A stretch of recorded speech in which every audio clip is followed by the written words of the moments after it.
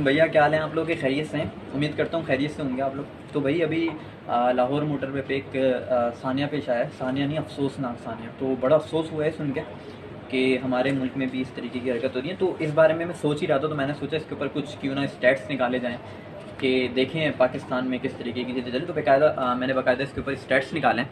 तो according to Punjab commission from 2014 to 2070 10,000 rape cases were reported in Punjab.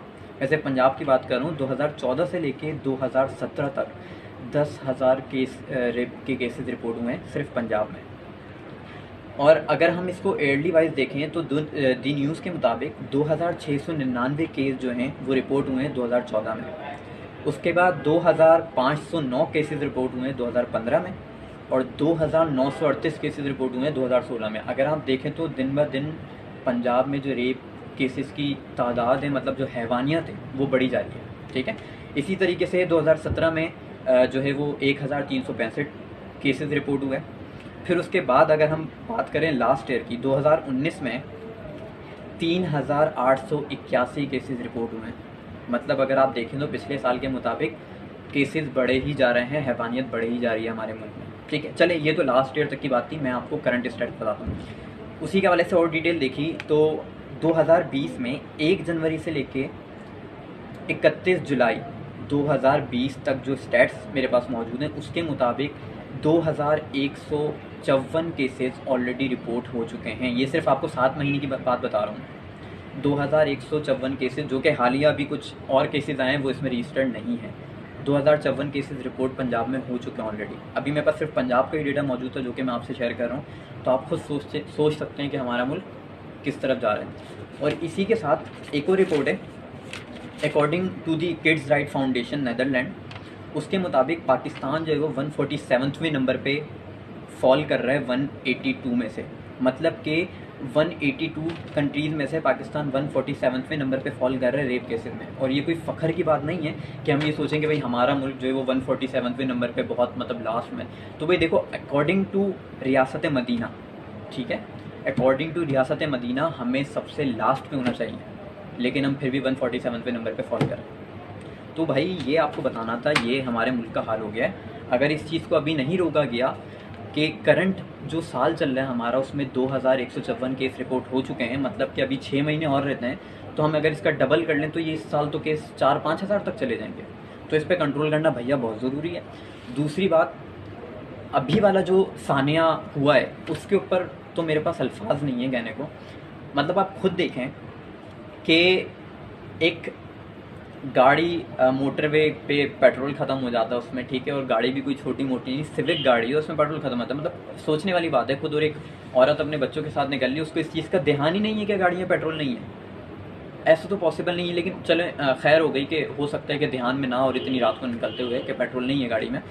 तो भाई सबसे पहली बात तो जो ख़वातीन ऐसी हैं जो कि ये चीज़ें सोच के घर से निकलती है, तो उनको सबसे पहले मैं यही कहूँगा, ठीक है, कि आप लोग अपने जो है वो बहनें, बेटियाँ या माँ जो भी हैं, तो उनको बोला करें कि आप भाई पेट्रोल चेक करके निकलें। अगर कभी भी उन्हें निकलना हो रात में, या मैं तो अब दिन का भी बोलूँगा कि आप लोग ये सब सारी चीज़ें चेक करके निकला करें। इसके अलावा भाई देखो, ये चीज़ बिल्कुल हज़म होने वाली बात नहीं है। अभी मैं सुबह न्यूज़ देख रहा था, तो न्यूज़ में बताया गया कि 2:01 या 2:05 में ख़वातीन ने कॉल की थी बाकायदा, ठीक है, पुलिस हेल्पलाइन पे। तो उनको वहाँ से रिस्पांस नहीं दिया गया प्रॉपर। और फिर एक आदमी ने उनको कॉल की थी तकरीबन पुलिस हेल्पलाइन पे 2:47 या 2:45 पे, और उसके 5 से 10 मिनट के वक्फे के अंदर पुलिस वहाँ पे पहुँच गई। तो सवाल ये उठता है कि जब खातून ने कॉल की थी तो उस वक्त पुलिस कहाँ थी? और आप खुद सोचें, किसी ऐसे शख्स को इल्म तो नहीं होगा ना कि कोई एक खातून बिना मर्द के बच्चों के साथ अकेली गाड़ी में बैठी हुई है, और वो आते हैं डायरेक्ट शीशे तोड़ते हैं और अपनी हैवानियत दिखाते हैं और फिर चले जाते हैं। तो ये बिल्कुल समझ आने वाली बात नहीं है, ठीक है। और उनकी शक्लें जो कि अभी न्यूज़ पे दिखाया जा रहा है कि उनको पकड़ लिया और भाग गए, या उनकी जो भी शक्लें दिखाई जा रही हैं, तो उनको देख के ऐसा लगता भी नहीं है कि वो कोई स्पेशलिस्ट हैं या पुलिस और जो है वो उसकी कन्वर्सेशन सुन सकते हो। तो इसका मतलब ये जो खबर लीक हुई है, या वो जो इतने कॉन्फिडेंस के साथ अपनी हैवानियत दिखाने गए, इसका मतलब कि उनको इस चीज़ का पहले ही था कि वहाँ पे जो है वो गाड़ी खड़ी हुई है, उसका शीशा तोड़ के, और ये सारी चीज़ें ऐसा ही है बिल्कुल। तो भैया कहना आप लोगों से यही था कि जो बातें कर रहे हैं कि भाई इनको जो है वो सरेआम फांसी देनी चाहिए, तो भाई देखें पाकिस्तान आप लोग को ऑलरेडी पता होगा कि फांसियों में दूसरे नंबर पे जिधर सबसे ज़्यादा फांसियाँ दी जाती हैं, तो इसका हल ये नहीं है, ठीक है। अब देखें आप जैसे कि सऊदीया में चोरी की सज़ा हाथ काटना है, ठीक है, और वहाँ पे लोग खुले आम दुकानें, मतलब नमाज के लिए भी जाते हैं तो दुकानें ऐसी छोड़ के जाते हैं, किसी की मजाल नहीं है कि चोरी करते, क्योंकि उसे पता है मेरे हाथ कट जाएंगे। देखिए मौत जो है ना बहुत बहुत छोटी सी सज़ा है, ठीक है, कभी भी किसी को आ जाती है, मर जाएगा। तो इस्लाम ने सज़ा रखी तो कुछ सोच के ही रखी होगी ना, तो इसलिए ये जो रेप के जो केसेस हैं या जिना की जो सज़ा है वो भी अकॉर्डिंग टू, मैं ये समझता हूँ अपनी थॉट्स के मुताबिक कि अकॉर्डिंग टू कुरान ही होनी चाहिए, और कुरान में इसकी सज़ा जो है वो है कोड़े। तो मैं ये समझता हूँ कि तकरीबन जो जितने भी आप कोड़े कुरान ने लिखे हैं कितने लगने चाहिए, तो वो आवाम के सामने उसे वो कोड़े लगें, और मैं समझता हूँ कि एक दिन में 10 कोड़े लगें लगातार 30 दिन। तो मेरा जहाँ तक ख्याल है कि शायद फिर आगे किसी की हिम्मत नहीं होगी कि वो ऐसे केसेस करें। तो भाई ये मेरे थॉट्स थे, बाकी आप